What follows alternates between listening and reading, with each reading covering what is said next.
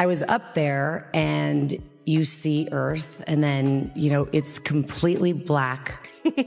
I am depressed that this is considered a historic moment for women. But this was really not women in space. It was stupid people in space. This was the lowest IQ space crew that has ever been launched from Earth. Doing a lot of inner space work to go to outer space. They were very girly about the adventure, like, 1, 2, 3, girl power! I have no doubt that it was a cool experience. It was not historic or significant in any way, but it was still, I'm sure, cool. More than cool, it must have been profound and quite moving. It's a shame then that it was wasted on a woman with the wisdom and intellectual depth of a newborn poodle. It's like death. And I don't know, it just made me want to... Oh. What a way to demean the astronauts who truly do know what they're doing up there. Like Gail said, this wasn't a ride. I don't like that people are calling it a ride. It was a journey, and it was a supernatural one. South Park just split the heavens wide open, and the first ego to tumble back through the ozone in a spectacular fireball was Katy Perry's, still cinched into that couture flight suit she wore for her 10-minute Blue Origin tourist hop, because the exact second Trey Parker and Matt Stone decided her cosmic influencer vacation deserved a full-length roast. Every mission control intern could be heard begging the universe for a mercy kill. Katy drifted past the Carmen line for about as long as it takes a burrito to turn lukewarm, waved at Texas in weightlessness like a piñata of brand sponsorships, and touched down to a reporter shrieking, "You are officially an astronaut." I'm going to tell you something right now. You are officially an astronaut. Thank you so much. How do you feel? I feel super connected to love. God, this is so tough. Let me tell you right now, Katy, you're officially an astronaut. Oh, I guess I'm a freaking brain surgeon then. I couldn't believe, wow. I can't believe she even said. How do you even format your lips to say something so stupid? But South Park's writers took one look at that clip and loaded the flamethrower with premium rocket fuel. Their leaked episode, working title Space Karen, allegedly opens on cartoon Katy live streaming her spiritual awakening, only for the feed to glitch and reveal a padded green screen warehouse, while Jeff Bezos, drawn as a fuming space cowboy, counts profit margins. A malfunction then catapults a parody millhouse into orbit, because nothing says female empowerment like launching a hapless cartoon boy into the stratosphere by accident. Viewers who once politely giggled at Katy's zero-G cartwheels now have front row seats to a cultural annihilation, and they are bringing popcorn by the truckload. Whoever came up with this title, give this guy a freaking raise. Tell me how this is not awesome. Astronaut.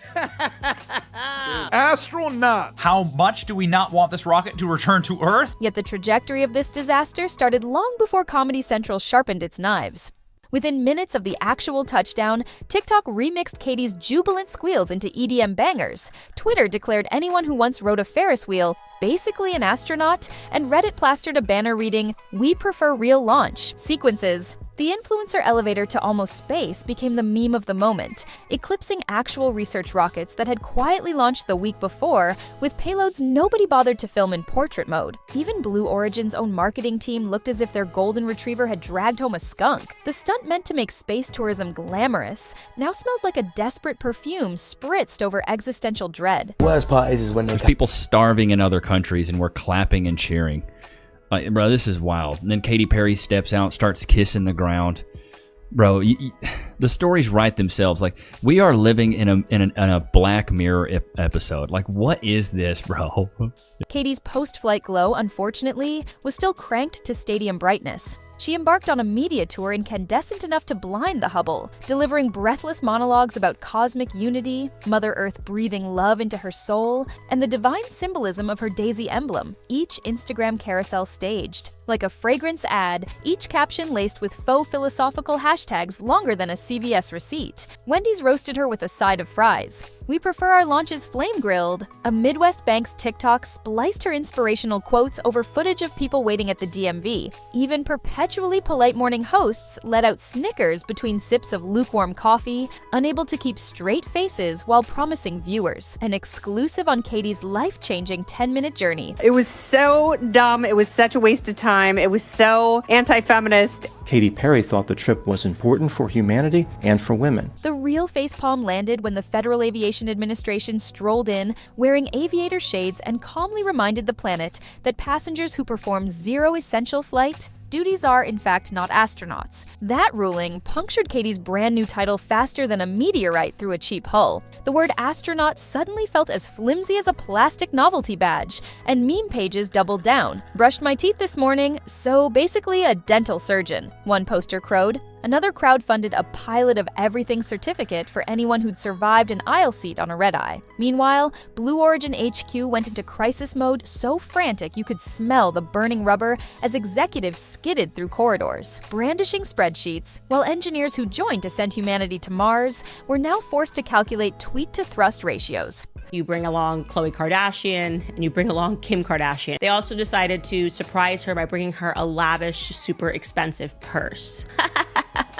$7,000 purse. Sanchez decided to share that on her Instagram stories, and she wrote "out of this world" and tagged them. Oh my gosh, could you just imagine being this rich and this wonderful? Insiders swear Jeff Bezos tried to salvage things with a joke at a private soiree, flashing that trademark vinyl doll grin and quipping he might launch Snoop Dogg next because at least people will laugh with the rocket, not at it. Beneath the humor was panic. Do they ban celebrities outright? Do they issue satire liability waivers the thickness of booster walls? Or do they triple down on A-listers and pray a gap-toothed grin from a beloved rapper distracts from the fact that tickets cost more than a lakeside condo? Reports floated of engineers pleading to refocus on payloads that do more than harvest. Hashtags, while lawyers drafted non-disclosures hefty enough to prop open tractor factory doors. Of course, Katy did the exact opposite of laying low. She doubled, then tripled down, framing her cosmic jaunt as the rebirth of a spiritual prophet. Each new post came soundtracked by angelic hums,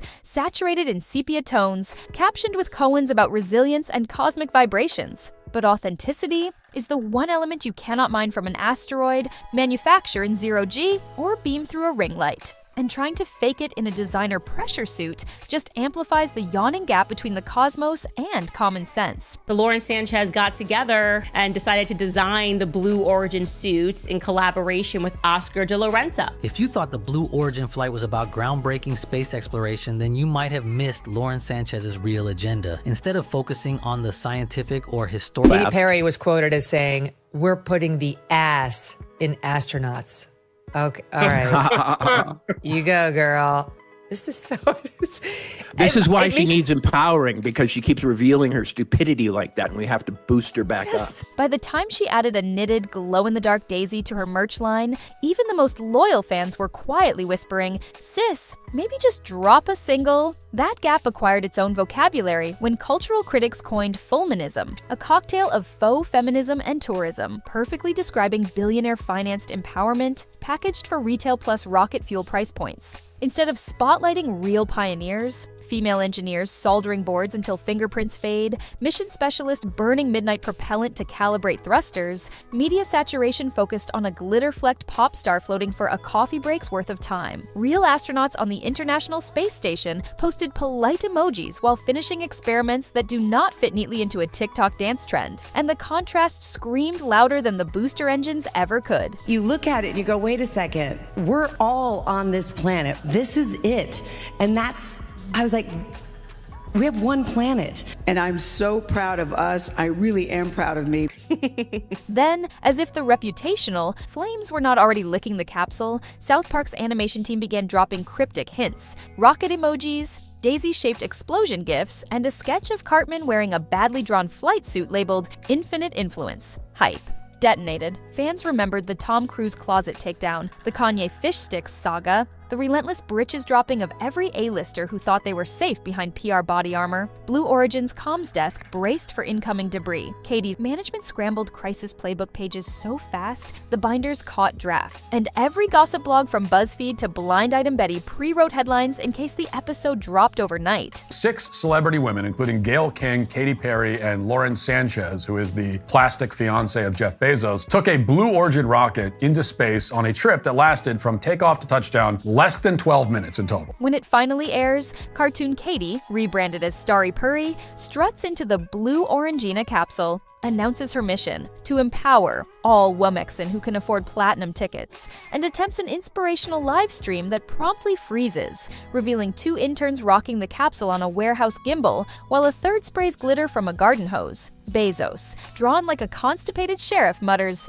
"Yeehaw, refund window closed." In the climactic landing scene, a reporter yelps, "You're officially an astronaut," which prompts Cartman to waddle on screen in a paper sailor hat declaring himself captain of the 7 seas because he once took a bubble bath. Cue newspaper montage inside the show. Space Karen returns, public eye rolls reach orbit, mirroring hashtags trending in real time before credits finish rolling. Katy Perry hasn't had a hit song in 10 years. Adam, they were freaking astronauts. Back in our non-animated timeline, Katie's Daisy morphs into the internet's favorite shorthand for performative branding, so hollow you could stash an unused crypto wallet inside. Every time she reposts a cosmic quote, TikTokers duet with the South Park clip, layering her earnest soliloquy over Bezos' weary sigh.